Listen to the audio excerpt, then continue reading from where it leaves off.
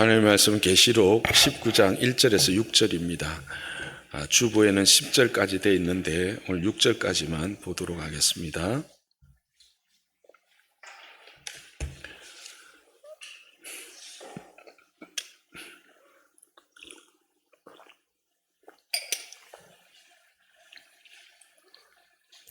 계시록 19장 1절에서 6절 교독하겠습니다. 이 일 후에 내가 들으니 하늘에 허다한 하늘에 무리의 큰 음성 같은 것이 있어 이르되 할렐루야, 구원과 영광과 능력이 우리 하나님께 있도다.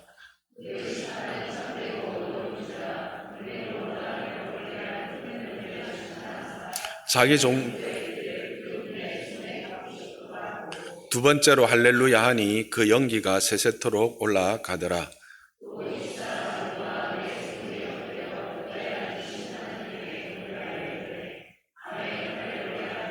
보좌에서 음성이 나서 이르되 하나님의 종들 곧 그의 경외하는 너희들아, 작은 자나 큰 자나 다 우리 하나님께 찬송하라 하더라. 또 내가 들으니 허다한 무리의 음성과도 같고 많은 물소리와도 같고 큰 우레소리와도 같은 소리로 할렐루야, 주 우리 하나님 곧 전능하시니가 통치하시도다. 아멘. 예, 우리 지난 시간 계시록까지 18장을 함께 살펴봤죠. 18장은 1절에서 8절은 큰 성 바벨론의 심판의 이유와 또 9절에서 24절에 그 큰 엄려인 이 바벨론 성의 심판을 바라보는 땅의 왕들과 또 상인들과 거기에 관련된 많은 자들의 반응들을 함께 살펴보았습니다. 그것을 통해서 우리 신앙함의 자세, 그 심판하심에서 구원받은 우리의 은혜들, 또 그리고 어떤 마음으로 하나님 앞에 나와야 될지, 그 가난함과 순종, 그리고 자녀됨에 했던 책임들을 또 살펴보았고, 또 그 바벨론이 심판당하는 모습들을 지켜보면서 그 애통해하는 그 세상의 군왕들과 상인들, 또 그 무역에 참여한 자들의 반응을 통해서 그 정말 한 영혼에 대한 긍휼히 여김이 없는, 오로지 자신의 유익함을 더 이상 누릴 수 없는 것 때문에 가슴 아파하는 것들을 통해서 우리의 신앙함이 어느 방향으로 가야 될 것인가 하는 것들, 그것들을 우리가 선한 사마리아 사람의 예를 가지고 함께 좀 살펴보았습니다. 그래서 그런 그 하나님의 철저하고 빈틈없는, 그러나 그 하나님의 자녀들에게는 무한한 그 사랑을 생각하면서 그 하나님을 경외함과 동시에 그 긍휼하심을 입은 자들의 즐거움에 대해서 우리가 함께 살펴보았고, 오늘은 그 19장으로 이렇게 조금 뭔가 이렇게 끊어진 것 같지만 실질적인 내용은 이 20절에서 24절, 18장 20절에서 24절에 되었던 그 성도들로 하여금 즐거워하게 하는 그 심판의 궁극적인 이유 중에 하나인 이 심판으로 말미암는 성도의 즐거움을 어떻게 표현되어지고 있는가 하는 것들을 이제 기록하고 있습니다. 그래서 오늘 우리가 읽었던 이 계시록 19장 1절에서 6절은 우리가 보통 할렐루야 찬송이다, 그렇게 또 이름 지어서 부르기도 합니다. 여러분, 할렐루야라고 하는 이 말의 의미는 다 아시죠? 여호와를 찬양하라 라고 하는 뜻이죠. 다 아시는데 의외로 또 모르시는 분들도 있더라고요. 그냥 할렐루야 할렐루야 하는데 이제 히브리어입니다, 그죠? 그래서 여호와를 찬양하라 라고 하는 이인데, 여러분, 신약에 이 할렐루야라고 하는 이 찬양, 할렐루야라고 하는 이 찬양이 몇 번 나올까요? 할렐루야라고 하는 이 단어가 10번, 20번 이상 근데 단 4번밖에 안 나옵니다. 그 4번이 바로 이 계시록 19장에 다 나옵니다. 그래서 이것은 뭘 이야기할까 생각해 보면 하나님의 심판, 그 심판이 그의 자녀들과 그의 백성들에게 어떤 의미가 있는지를 분명히 보여주는 것이죠. 우리가 앞에서 계속 살펴봤지만 그 하나님을 대적하는 큰 바벨론 음녀애들에게는 철저한 심판이지만 그에게 택함을 받고 구원받은 백성들에게는 말할 수 없는 즐거움과 은혜의 시간이다라고 하는 것도 우리가 계속 살펴봤죠.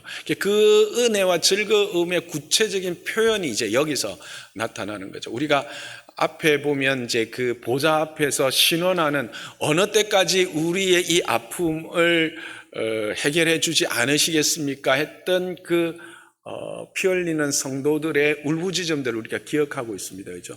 그 울부짖음들에 대한 이제 구체적인 하나님의 신실하신 역사들이 이 하나님의 심판, 나팔, 대접, 이 심판들로 쭉 이어왔고, 이제 그 심판의 궁극적인 이유인 하나님의 자녀들, 그 성도들을 향한 구원이 이제 성취되고 완성됨으로 인한 그 반응들을 지금 여기서 우리는 이제 만나고 있는 것이죠. 그래서 1, 2절은 이와 같은 할렐루야를 찬양하는 궁극적인 이유, 그것은 바로 큰 음녀의 심판인과 동시에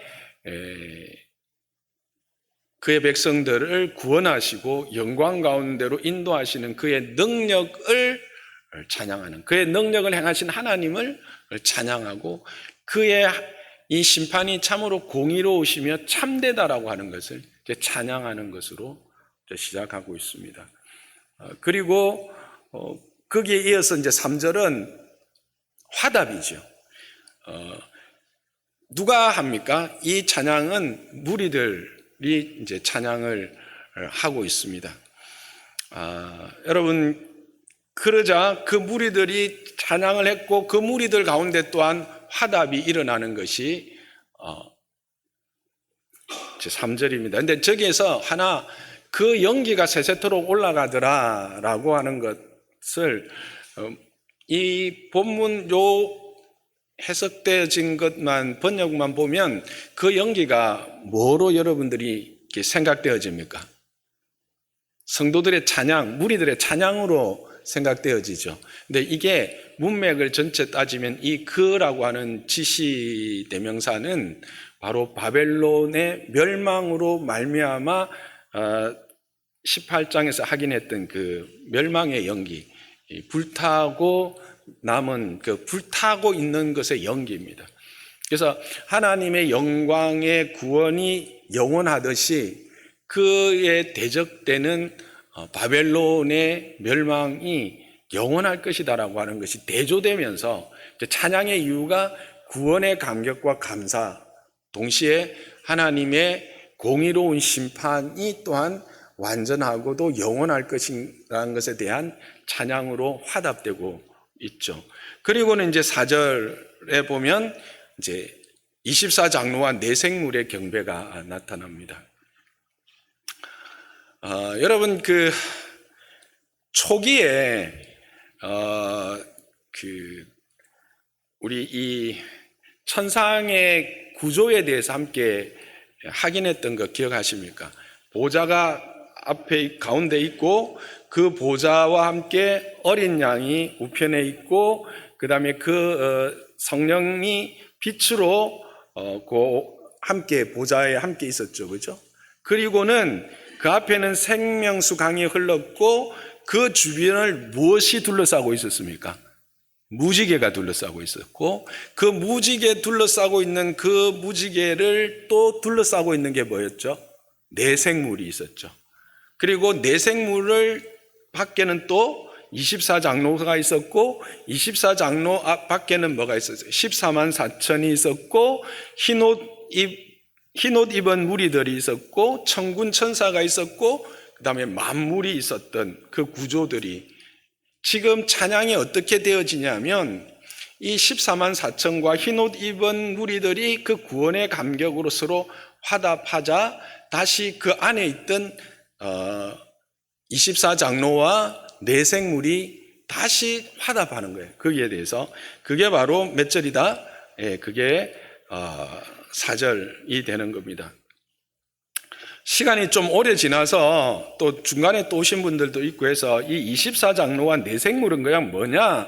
이렇게 생각하실 분들이 있어서 잠시 말씀을 드리면 24장로는 보통 우리가 많이 풀기를 신약의 12사도와 구약의 12지파를 이제 합친 것으로서 신약과 구약의 구원받은 모든 성도들의 대표라 그렇게 해석을 하기도 합니다. 근데 우리가 그때 살펴보았듯이 그렇게 해석을 해도 뭐 무리는 없지만 이들의 역할을 볼 때 그들이 그 성도들의 기도를 하나님의 보좌에게 전달하는 역할이나 이후에 나오는 찬양의 내용들을 보면 이들은 오히려 그 성도들의 대표라기보다는 하나님을 수종들고 구원하신 하나님과 어린 양을 찬양하는 그 영물들, 쉽게 이야기하면 천사들로 보는 것이 합당하다. 그 수종드는 자들, 하나님을 수종드는 자들을 총칭하는 그래서 아주 높은 신분적으로 아주 높은 위치를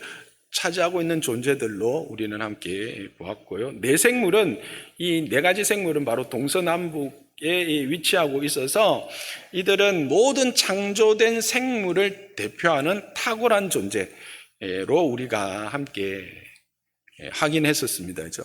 궁금하신 분들은 제 설교를 앞으로 쭉 찾아가셔서 계시록 4장을 가시면 그 부분에 대해서 자세하게 들을 수 있습니다. 그렇게 이제 24장로와 내생물이 함께 다시 또 찬양을 하기 시작합니다. 그러자 보좌에서 소리가 나기 시작합니다.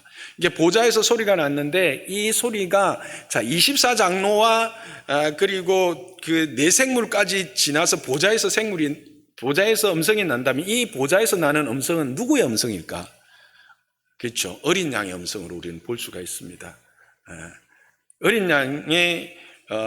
어린 양 되시는 주님이 하나님을 경외하는 자, 큰 자나 작은 자나 하나님을 향하여 우리 하나님을 향하여 경배하라, 찬양하라 그렇게 촉구하지요. 그렇게 하자 또 그때는 이제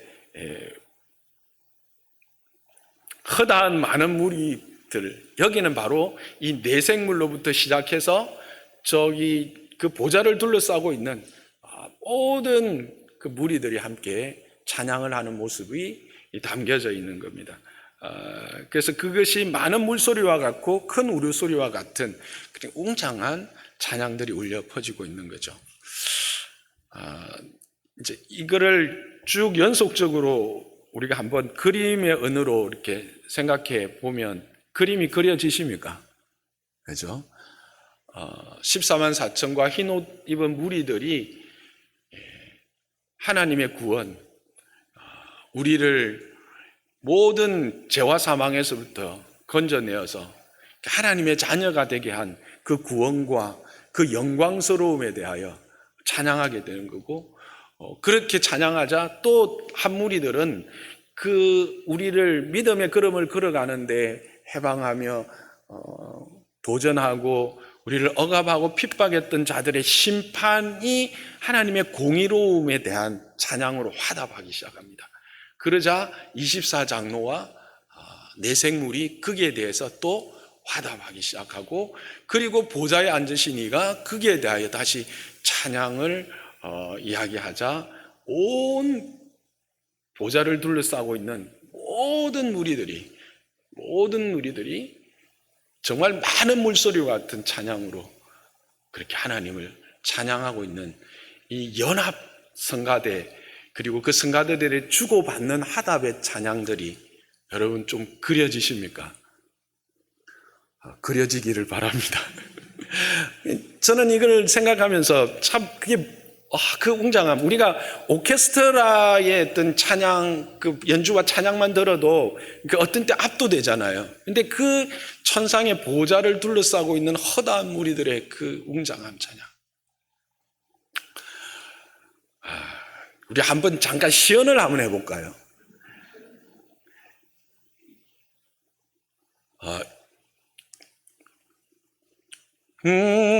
구원하심이 보좌에 앉으신 우리 하나님과 어린 양께 있도다. 구원하심이 보좌에 앉으신 우리 하나님과 어린 양께 있도다. 근데 이 정도로 했을까? 아니지. 여러분, 정말 죄와 허물로 죽었던 우리를 그 하나님의 영광스러운 보좌 앞에 세우시고 그 하나님의 공의하심으로 그 모든 악하고 우리로 하여금 정말 힘겹게 어렵게 했던 그들이 심판받는 모습을 보면서 찬양이 어떻겠습니까? 이 흔한 물소리와 같다는 것은 정말 내가 받은 은혜를 내 삶을 최대한 끌어올려서 그 감격과 그 기쁨으로 찬양하는 거죠. 구원하심이 보좌에 앉으신 우리 하나. 내가 다 못하겠어요. 우리 그렇게 한번 찬양을 한번 해봅시다. 구원하심이 보좌에 앉으신. 별로 간격이 없네. 구원하심이 보좌에 앉으신. 여러분의 받은 구원이 그 정도밖에 안 되는 거예요. 안 할랍니다, 그냥. 네, 한 번씩 여러분이 정말 은혜가 되고, 뭔가 이제 매주 은혜가 되지만, 감격해서 마지막 찬양을 부를 때 저는 한 번씩 이 감격을 맛봐요. 이건 전에도 한 번 이야기했던 것 같아요. 우리가 은혜에 감격해서 정말 그 보좌를 향한 말할 수 없는 그 벅차오르는 감격의 찬양들을 행할 때 그 소리의 어울림과 그 조화로움과 그 웅장함은 말할 수 없는 거예요. 그런 찬양이 지금 드려지고 있다는 거예요. 그냥 그것도 한 군데서가 아니라 이 아름다운 그 하모니, 주고받는 그런 찬양들이 울려지고 있는 모습을 보게 됩니다. 무엇을 이야기합니까? 하나님의 심판이 우리에게 궁극적인 어떤 의미가 있는가 하는 것들을 우리는 계속해서 확인하고 살펴왔는데 그 종착점에 지금 와 있는 겁니다. 결국 우리를 향한 하나님의 구원은 우리를 그렇게 감격하며 감사하며 하나님을 향하여 외치며 부르짖듯이 올려드릴 수밖에 없는 자리로 인도하실 것이다라고 하는 사실입니다. 그것이 하나님의 일하심입니다. 하나님의 우리를 향한 역사의 능력입니다. 우리의 선함과 우리의 의지와 우리가 가진 그 어떤 것으로 인함이 아닌 하나님의 은혜에 하나님의 그 능력, 그 풍성하신 긍휼하심이 결국 우리로 하여금 그 찬양의 자리에 서게 된다는 거예요. 그게 누가 있을까요? 여러분 거기에 안 서 계실 것 같죠? 여러분이 거기에 서 있는 거예요. 아니 지금도 우리는 그 자리에 있는 줄 여러분 믿으시기 바랍니다. 그 찬양이 우리의 드려질 찬양인 것을 미리 지금 보여주고 계시는 거예요. 그래서 저는 이것을 통해서 다시 한번 찬양이 어떤 것인가를 한번 좀 이 시간, 짧은 시간이지만 좀 살펴보기를 원합니다. 찬양이 어떤 것인가? 찬양은 누구에게 하는 것인가? 먼저 우리는 찬양의 대상을 생각할 수 있어요. 보면 이 본문은 그걸 분명히 이야기해 줍니다. 1절을 보시면 구원과 영광과 능력이 누구에게 있다고요? 우리 하나님께 있다고 합니다. 4절은요, 보좌에 앉으신 하나님께 경배하여 이르되 뭐 한다고요? 아멘 할렐루야. 누구에게요? 보좌에 앉으신 하나님. 5절은요, 그를 경외하는 너희들아 작은 자나 큰 자나 다 누구에게? 우리 하나님께. 누구에게 찬양하고 있습니까? 하나님께 찬양하고 있습니다. 이 말은 뭘까요?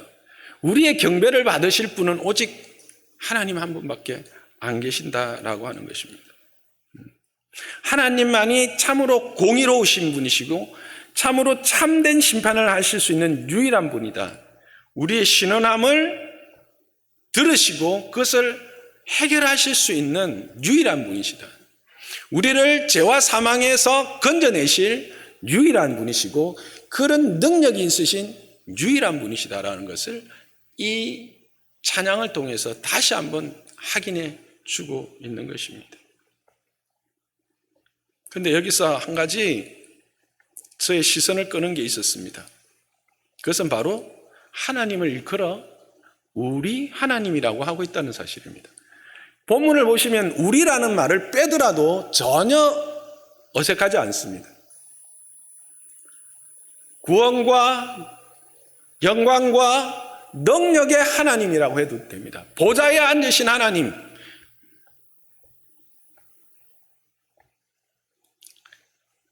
그를 경외하는 너희들아, 작은 자나 큰 자나 다 하나님께 찬송하라 해도 전혀 어색하지 않습니다.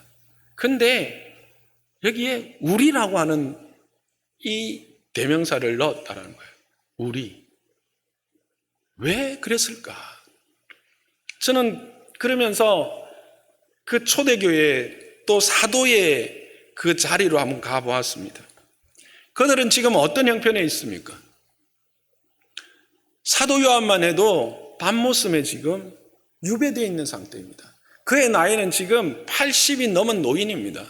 근데 그는 지금 어떤 형편입니까? 강제 노역에 동원되고 있습니다. 어떤 이들은 감옥으로, 어떤 이들은 사자의 밥으로, 어떤 이들은 화형장에 끌려갑니다. 그때 그들은 무슨 생각을 할까요? 혼자구나. 결국 마지막은 나 혼자구나 라고 생각하지 않겠어요? 좌절하지 않겠어요? 여러분은 믿음의 걸음을 걸어가면서 언제 제일 좌절하세요? 결국은 내 혼자 해결해야 되네 뭐. 이 생각 들 때 여러분 좌절하지 않으십니까? 저는 그렇게 좌절했습니다. 근데 성경은 뭘 말하고 있습니까? 너는 혼자가 아니다라는 거예요. 하나님 또한 나 혼자의 하나님이 아니고 너의 하나님이 아닌 우리의 하나님이다 라고 하는 것을 계속 강조하고 있어요. 그래서 예수님께서 우리에게 기도를 가르쳐 주실 때도 주기도문에 보면 하늘에 계신 하나님이라고 하지 않았어요. 하늘에 계신 누구? 우리의 하나님이라고 했어요. 일용할 양식을 구할 때도 일용할 양식을 구하는 그 대상을 우리의 하나님이라고 했었어요. 뭘 이야기하는가요? 하나님은 우리가 특별한 공동체에 속한 자들임을 계속해서 인식시켜주고 있는 거예요. 여러분은 혼자가 아니다라는 사실입니다. 그리고 우리가 이것은 또한 무엇을 이야기해 주느냐? 우리가 하나님의 은혜를 온전히 누리며 그 은혜 안에 깊이 들어가기 위해서 우리는 어떤 자리에 있어야 되느냐? 이 공동체성을 확인하고 그 공동체성을 함께 누릴 때 이런 은혜의 찬양들이 우리 안에서 나오게 된다라는 것을 여기 또한 이야기해 주고 있는 것입니다. 우리가 코로나를 지나면서 확인했던 게 바로 이거 아닙니까? 또 잃어버렸던 것들이 이거입니다. 그런데 성경은 뭘 이야기합니까? 계속 우리는 그리스도를 머리로 모신 몸인 공동체입니다. 몸은 혼자 떨어져서는 아무런 역할을 할 수 없습니다. 그가 몸에 붙어 있을 때는 참으로 소중하고 귀하고 가치 있는 것이지만 그것이 몸에서 떨어지는 순간 그 아무리 소중하고 가치 있는 것도 무가치하게 되어져 버린다는 사실입니다. 눈은 몸이 1000양이면 눈은 900양이라고 했어요.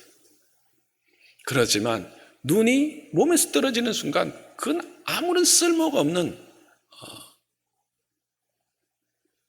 정말 버려지고 밟혀질 뿐인 것이 되는 것입니다. 여기서 우리는 두 가지를 생각하게 됩니다. 하나님은 우리를 우리라고 부르셨고 홀로 두시지 않으신다라고 하는 겁니다. 우리는 함께 찬양할 존재들이라는 것을 또한 말씀해 주고 있는 것입니다. 그래서 이 함께 예배하는 것들, 이 함께 하나님의 말씀을 묵상하며 나누는 이 우리의 소그룹들을 참으로 우리는 소중히 여겨야 합니다. 여러분이 이 은혜의 부요함들을 맛보시고 이 하나님의 영광의 찬양을, 그런 감격에 겨운 영광의 찬양을 함께 부르고 싶으십니까? 여러분들 그런 시간들이 있었을 거예요. 하나님을 인격적으로 만나고 그 은혜의 깊음에 있을 때는 이런 찬양들이 너무나 자연스럽고 그런 찬양들이 여러분의 삶을 온전히 주장하기를 소망하실 겁니다. 그러려면 어떻게 해요? 이 은혜의 구원의 공동체 안에 있어야 된다는 사실이에요. 그리고 뭘 해야 되냐? 그 하나님을 묵상해야 돼요. 끊임없이 하나님이 어떤 분이신지, 특히 우리의 구원과 우리의 영광되게 하심, 그리고 그렇게 하시는 그분의 능력들을 깊이 묵상해 보십시오. 우리가 어떤 존재였는지, 그리고 우리에게 허락되어진 이 영광이라고 하는, 단지 이 구원, 영광이라고 하는 단어로 표현되어 있지만 이 구원에 이르기까지 하는 과정과 그 행하신 일들, 그리고 우리에게 허락되어진 이 영광이라는 것이 얼마나 크고 참으로 엄청난 것인지, 그것들을 우리 묵상할 때 우리의 입술에 이와 같은 찬양으로 가득 차게 될 것을 믿습니다. 그러면 이것을 찬양한 자들은 누구인가? 앞에서 살펴보았듯이 허다한 무리들이었고 24장로와 내생물이었습니다. 이것을 한마디로 말하면 하나님을 경외하는 모든 자들, 모든 존재들입니다. 하나님을 경외하는 모든 존재들은 하나님을 찬양하게 되어 있다라는 거예요. 이거를 뒤집어 말하면 성도입니까? 그러면 우리는 뭐 하게 되어 있는 거예요? 찬양하게 되어 있다라는 거예요. 근데 만일 내 입술에 찬양이 없다? 하나님에 대한 감격과 그의 영광과 그의 능력에 대한 감사와 감격의 찬양이 없다? 그러면 나는 정말 그런 게 한 번도 없었다면 죄송하지만 여러분은 하나님의 자녀가 아닐 수도 있습니다. 하나님의 자녀라면 당연히 이것은 있어져야 되는 것, 행해지게 될 수밖에 없다는 것을 여기서 우리에게 보여주고 있는 거죠.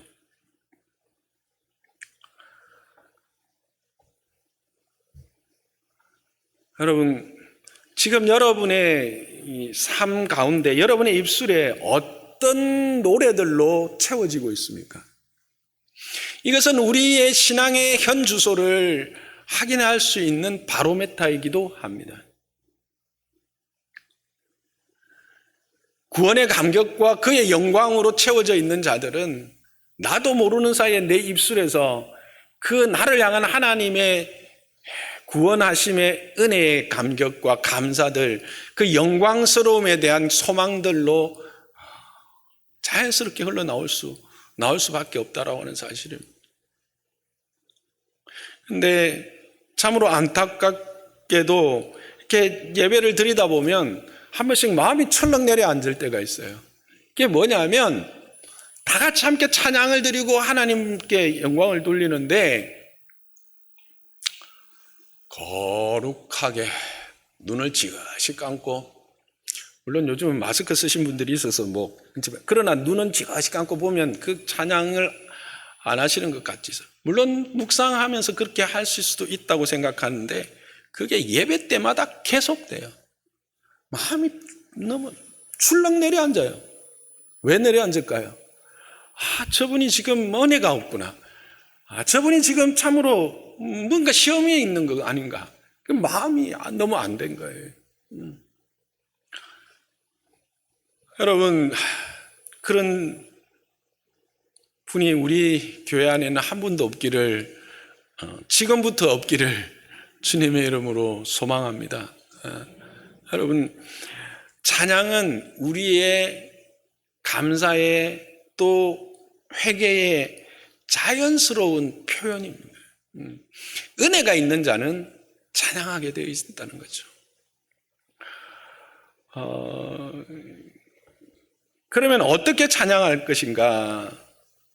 오늘 1절에 보니까 큰 음성으로, 6절에 보니까 많은 물소리와도 같고 큰 우레소리와 같은 소리로 찬양하고 엎드려 경배하라고 또 4절에 이야기합니다. 소리로는 크고 이렇게 우레소리와 같은 찬양하라는 거죠. 이 우레소리와 같은 것은 힘을 다하는 찬양을 이야기합니다. 진심과 열심과 감격에 겨워서 하나님 앞에 찬송하는 모습을 이야기하고 있는 겁니다.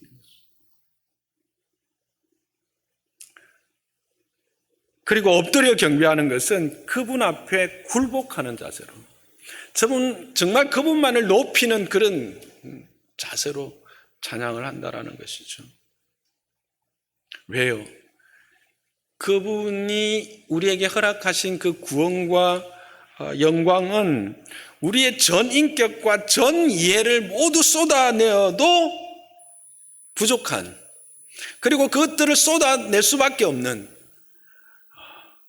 그런 감격일 수밖에 없기 때문에 그렇다는 거예요. 그래서 그런 은혜 안에 들어가고 그런 은혜를 사모하는 저와 여러분 되기를 주님의 이름 축복합니다.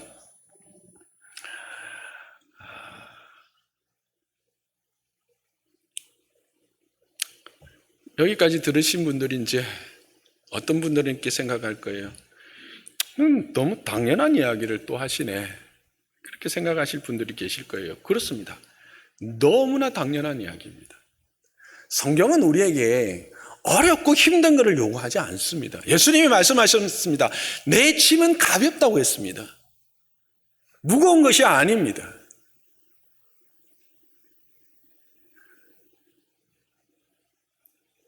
여러분, 우리가 코로나 시기를 지나면서 확인한 것이 무엇입니까? 당연하다고 생각되어졌던 것들이 얼마나 소중하며 가치 있는 것인가를 절실히 느끼지 않았습니까? 하나님을 향하는 이 찬양은 성도라면 너무나 당연한 것입니다.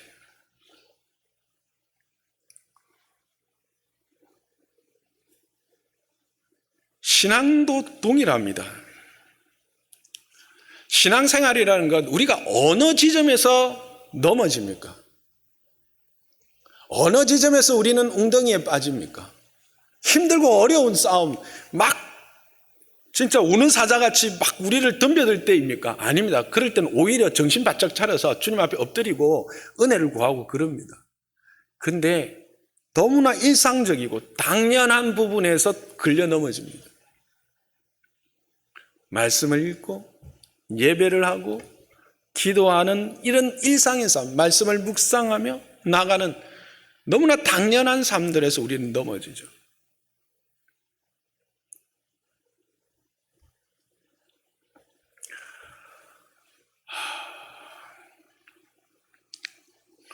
우리의 신앙함에 있어서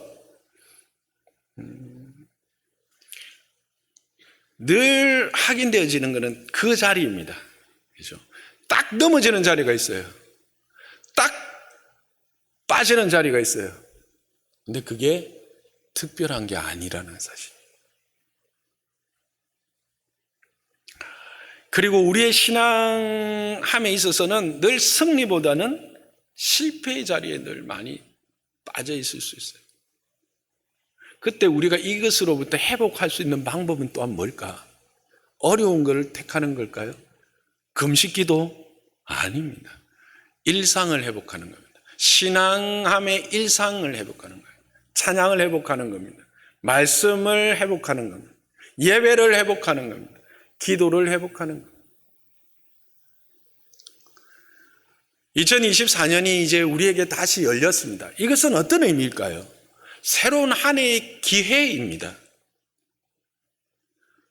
하나님께서 우리에게 한 해의 기회를 더 주신 것이요, 하나님의 은혜의 누림을 허락하시고 그것을 함께 누릴 기회를 받은 것입니다. 어떻게 우리는 이것을 누릴 수 있을까요? 어려운 것이 아니에요. 일상의 신앙함입니다. 찬양을 회복하는 여러분 되시기를 주님의 이름으로 부탁합니다. 예배가 온전한 예배로 드려지기를 주님의 이름으로 축복합니다. 말씀 앞에서 늘 서는 자가 되기를 주님의 이름으로 부탁드립니다. 기도하는 자가 되기를 주님의 이름으로 부탁드립니다. 그래서 여러분, 2부 예배는 좀 괜찮은 것 같은데 그래도 우리 교회 예배가 어떻게 시작합니까? 사도신경부터가 예배입니까? 영광송부터가 예배입니까? 아닙니다. 찬양으로 예배하는 거죠. 시작하는 겁니다. 근데 많은 분들이 이 찬양의 은혜를 누리지 못해요. 영광송을 하거나 사도신경을 할 때쯤 오시는 분들이 죄송하지만 반 이상이에요. 교회 전체로 따지면. 여러분이 교회까지 지금 오는 준비 시간을 30분을 잡으셨으면 10분만 더 당겨주세요. 20분 걸리시던 분은 10분만 더 당겨주세요. 그러면 한 주 동안 우리에게 일어났던 일들을 하나님 앞에 아뢰며 묵상하다가 또 그 영광스러운 은혜의 감격 또는 때로는 회개의 찬양으로 우리의 마음을 열고 하나님의 은혜의 바다로 나아갈 수 있을 줄 믿습니다. 너무나 일상적인 것, 너무나 평범한 것, 하나님은 그것들을 통해서 우리에게 역사하십니다. 다시 한번 말씀드리거니와 2024년이라고 하는 새로운 기회를 하나님께서 우리에게 허락해 주셨습니다. 이 2024년이 저와 여러분의 삶에 이와 같은 일상적인 것들, 특히 찬양의 은혜가 풍성해지기를 주님의 이름 축복합니다. 그리스도로 말미암는 그 구원과 그의 영광과 그 모든 일을 행하신 그의 능력과 그의 공의로우심이 우리의 삶 가운데 매일매일 확인되어지고 찬양되어지는, 그래서 그것으로 말미암아 즐거워하고 기뻐하는, 그래서 그의 통치 안에 들어가서 시냇가에 심겨진 나무가 누리는 그런 하나님의 형통함과 열매가 있는 삶이 되기를 주님의 이름으로 축복합니다.